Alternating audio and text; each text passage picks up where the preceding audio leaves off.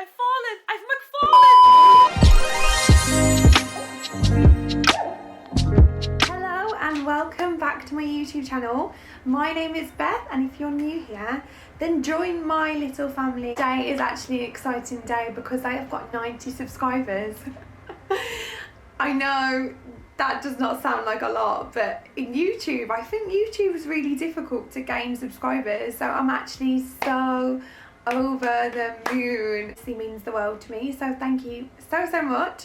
And if you want to join, then just click the button down there and join my little family. So welcome to today's video. Today's a little bit different. We are slowing it down and chilling it out, and I'm just going to sit here with my pillow, my cup of tea, cheers, and talk to you about something that is very close to my heart. That is travelling. As I don't know how many of you are aware, I have actually been travelling for the last year. A whole year without seeing my family, a whole year without seeing my friends, which has been crazy. It's crazy. I always say it, I don't know where the time has gone. I get a lot of questions about travelling.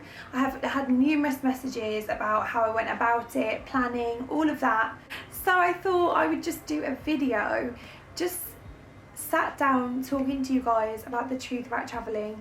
I remember before we went travelling, I did so much research and planning, and it went way too far with what I actually needed to do. And all these vlogs, all these bloggers, they do paint a picture in my eyes that travelling is easy. It is easy, and you'll be watching this, if you've never travelled, you'll be watching this thinking, but how is it hard? You are not doing anything every day, like that is the dream. But it's not easy, it's not straightforward, it's not what it is painted out to be. And don't get me wrong, it is the most amazing experience I've ever had in my life, and I will take it with me for the rest. Just some things that I wish someone would have sat down and told me, that wish someone would have said, Beth, you need to take this. Beth, you need to do that. Beth, chill the fuck out, because it will all work out. I just wish someone did that for me. So this is me doing that for you. As well, I just want to say thank you so much to everyone that I asked to share their travelling experiences with me. I asked a few of my friends, and they all gave me their experiences, and they all shared with me what they wish that they'd known. So thank you. The first area we're actually going to start with is what to take. Firstly, I actually did hear this advice, but I wish I'd listened, because you just need to pack light. Pack light. You can literally buy anything that you could possibly need anywhere that you're going. Granted, it might not always fit you. You might have to squeeze in a little bit. It may not be your first choice, but you can buy whatever you need, whatever you want, anywhere you go. So save yourself the sweat, the tears of carrying around a heavy backpack. My backpack quickly became like a small child. I don't even feel like I packed heavy. No, I definitely did. Really thought I narrowed it down to what I thought I needed, but actually you find yourself wearing the same clothes. You don't need much, guys. A few things that I would definitely say: have a charging port. Be going on long journeys, you're not going to be able to access a plug, so have a charging port on you. For your phone, your laptop, your iPad, whatever you might need, have it on you. It has been a lifesaver. Mine was from Primark. It probably cost me like £4, but it was the greatest £4 I've ever spent. I would always say take a padlock. Padlock is an essential. You're going to be going to different hostels. Well, we did. We stayed in hostels the whole time we were travelling, apart from the odd treat. So you're going to be staying in hostels. You need to keep your shit safe. Another thing that I would definitely recommend taking is an extension cable. Someone actually said this to me in Callum not that long ago, and it actually blew our minds, because I'd never thought of taking an extension cable in my life, like just a small one. That would have changed everything. Like when you get to hostels, you will only have one plug, two plugs, and often one doesn't work, or you know, they're a little bit dodgy. So if you have an extension cable, you can plug in your phone, your charging port, your camera, whatever you want to charge all at the same time can be on, and that would have been amazing. Another one is a spare phone. Now I'm so thankful that we had a spare phone on us. 2 of our friends actually had their phones stolen, and it was awful. It was honestly awful. I advise them have a spare phone, even if it's like a really shitty Nokia. Always have a phone because you always need one in emergencies. And yeah, make sure you have a spare SIM as well, because it's just super handy. Just get a really cheap SIM, or when you arrive at a place, buy like 2 SIMs, because you just don't know what's going to happen, and you always should prepare for the worst, and that's my biggest advice. So I have switched cameras. This camera is awful in comparison to my other one, so I do apologise. I don't know where that came from. I do apologise if the quality has slipped or the colouring is different. That is why. Say that has absolutely been a godsend in travelling, in dorms, is my sleep mask. Everywhere I've gone, I've taken it on journeys, dorms, everything. It has been amazing. It is honestly something you need. And you really cannot recommend that enough. It's something so simple, but it will make journeys so much easier. Another thing to go along with that is earplugs. I would definitely say pack some earplugs, especially if you're a light sleeper. For me, it may take me a while to get to sleep, but once I'm asleep, I'm kind of out like a light. Out like a light. Hey! Like a light. The snoring that you will witness in dorms is like snoring from a whole other world. I did not know that people could make those kind of noises when they're sleeping. It is an issue, a very big issue. So just be aware of that. Be aware that you're gonna have some restless nights. For actually packing, I would say definitely invest in some packing squares. It keeps everything sectioned. It's so simple. Then if you need to grab something in a rush, you're not scurrying for your rucksack for a lifetime trying to find something that you want to wear. So definitely pack with packing squares, because they will make it so much easier. Another thing practicality wise is have dollars on you. That sounds so odd, but a lot of countries accept dollars. It's widely accepted. You will need them for a lot of your visas if you are paying on arrival. So it's always handy to have a small amount of dollars with you, and keep them safe, keep them away from the rest of your cash, because you just don't know who's going to be in these hostels. They have passport photos on you as well. They're quite difficult to find out here, I would say. Well, we've struggled finding passport photos, and with every visa, everything that you might need, you will need passport photos as just proof of your identity. So always have passport photos on you. For just general travelling purposes, I would say always have a little bit of money kept to the side and protect that. Please try not to spend it. It's really hard, but you just don't know what's going to happen emergency wise. God forbid anything happens medically that you might need it for. But always prepare for the worst.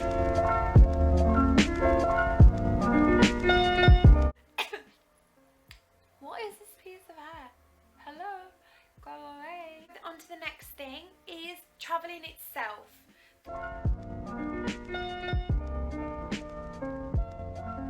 Before I went away, I was so careful about planning and tried to get all this information as possible, but no one actually prepared me, or no one actually spoke to me about what to expect with travelling itself. And when I say travelling itself, I mean physically getting from one destination to the next, because no one talked about that. No one talks about the bad side of that. And I'm obviously going to talk about a lot of the negative things, but it's not necessarily negative, it's just to make you aware, and I think you should be realistic going into something like this. We are blessed coming from England or America or Western culture, wherever you are. I'm sure that when you book a transport, you expect, and you will always get it, generally, things to run on time, journeys to take the same amount of time as what they say they're going to take. The thing is, runs fairly smooth in England, and if you think it doesn't, then you need to come to Asia, because I've literally had some of the worst journeys I could possibly have imagined here. It's not always straightforward, Asia's, like, for me, has been renowned for saying that it's going to arrive at a certain time, that a bus or a train or a boat will arrive there on time, and you will get on this, and then you will go to your next destination, and it will take the exact time that it says it's going to take, and then you'll arrive at the destination at the exact time that they said you're going to get there, and it's all going to be dead straightforward. Often they're going to be late. Often it's going to take longer or shorter than what you expect. Be prepared for times to change, it to be a little bit inconsistent with what they're saying. You're going to be asking these questions about this transport, and they're not going to have a clue what you're saying. So often they will point to someone else, you'll go to someone else, and then they'll point to someone else and you'll go to someone else, and you're just like, someone give me an answer, because I'm tired, I'm hungry, and I just smell. Sleeper buses are crammed. Honestly, sleeper buses are probably one of my worst. Like, I actually hate them. They're so bad. And you're like fully clothed. You're a little bit smelly. You've got your bag at your feet. It's just not glamorous. It's not glamorous in the slightest. But if you can make yourself feel as comfortable as possible, then do it. Have your sleeper mask, have earplugs, have anti-sickness if you do get sick, have sleeping tablets if you can't sleep on public transport, tissue paper, because you're not going to have toilet paper when you get to the stops. They're going to be dirty toilets, so have toilet paper available because you will need it. Oh, and when it comes to actually travelling as well, do not book in advance. Personally, I'm a bit of a planner. Like, I pretty much I did plan the whole trip. Like, I had an idea of where we were going to go for every place we were going to go. I just had it all. Callum did absolutely F all. Thank you, Callum. But travelling has taught me to absolutely chill out. Like, you do not need to stress about having anything booked. You don't need to stress about hostels being booked. You don't need to stress about the next transport or where you're going next.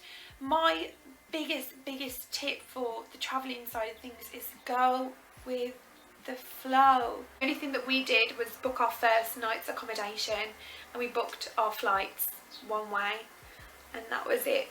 So just go with it because it's the best experience. And so the next topic, let's go on to budget. So budget is obviously different for each and every one of you. Me and Callum, we both put aside £1,000 to go travelling. We were only going to be out here for 6 to 8 months. A year later, sorry mum. I did my research, but that's on the higher end of your budget, the higher side. That's being quite generous. It's going to be cheaper out here when you get out here, but then it's swings and roundabouts because Vietnam is so cheap, but then other places are not cheap. So although you may not spend £1,000 in 1 month, you may find on another place you spend more, and that's okay because it does all balance out. Budgeted £10 to £15 a night for accommodation, and that's with hostels or private rooms. That's just what we budgeted, and that's actually what worked for us. With accommodation, we just did our research. We didn't just go with the cheapest one. We went with the ones with best reviews, and sometimes that means that we would spend more. But luckily, in general, we never went over our £15 a night mark. About the budget that we had, and we actually stuck to it. Be prepared that the biggest thing you will spend your budget on, not food, not clothes, not gifts, not this, not that, alcohol. Blame it on the If you're not a drinker, then travelling is going to be so much cheaper for you. So much cheaper. I'm kind of jealous. If it wasn't for alcohol, would still have money left from last year. I'd be like, I could probably have done like 3 more countries. Just be prepared for that, and like, it's fine. Like, it is absolutely fine. It's so much cheaper than what you expect at home. So when I first got here, me and Callum were like, it's like £2 for a pint. So we were like,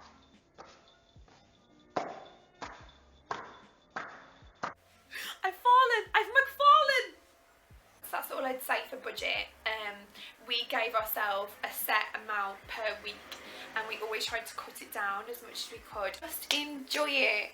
just enjoy it, because it's going to be the best and worst experience of your life. Like, you're going to have so many highs and so many lows, but that's what makes it travelling. That's what makes it so amazing. You're going to meet the most amazing people. Like, the people that I have met along the way of travelling, I will honestly hold them in my heart for a whole lifetime. Oh yeah, and just a general tip as well, one of the things I actually forgot to say is do your research on general prices. Like, Google is going to be your best friend. So do your research on what to expect at like street food markets, or what kind of prices to expect to pay for certain things. Just because you don't want to get there and be mugged off, your budget is not going to last forever. So just be aware and be smart with your money. And also, another final tip is have Google Maps on your phone.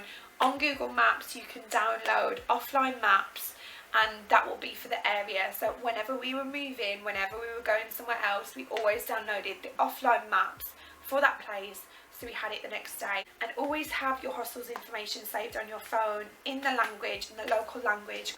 You can't expect everyone to be able to speak English, so just have that on your phone. Be prepared for the worst. And actually, on the booking of booking.com, when you book, the booking will actually tell you, it will say show in local language. This is on the app, show address in local language, so you're able to show them that address, and then it should get you to the right place.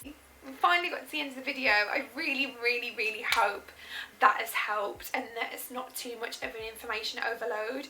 So I thought I'd finish off the video with the highs and the low of travelling. So I would say in general, there's been so many highs, like so many to count.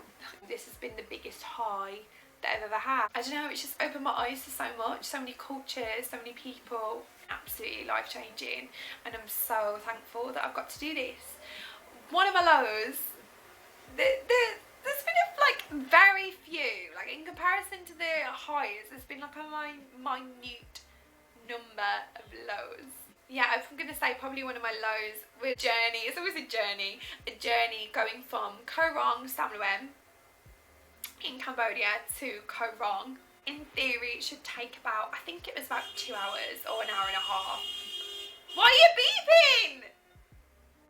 Anyway, we're all sat on this little fisherman's boat, all clutched up. We're singing, the skies are beautiful. It is so peaceful. It's so sunny. We're like, oh, this is so nice. It's like it's a little crookedy fisherman's boat.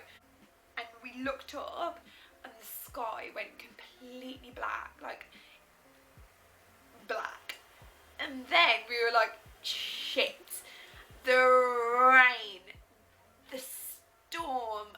I have never, ever experienced anything like it in my life. The waves were so high. Our boat was literally going like this and going vertical and dropping into the sea. It was so bad. I was literally, and I felt so sick that day. I felt really travel sick. Watching on Callum for dear life, thinking if I just close my eyes, it's all just gonna go. Like, I'm just close. It was honestly the worst journey I've ever had in my entire life. I thought I was going to die.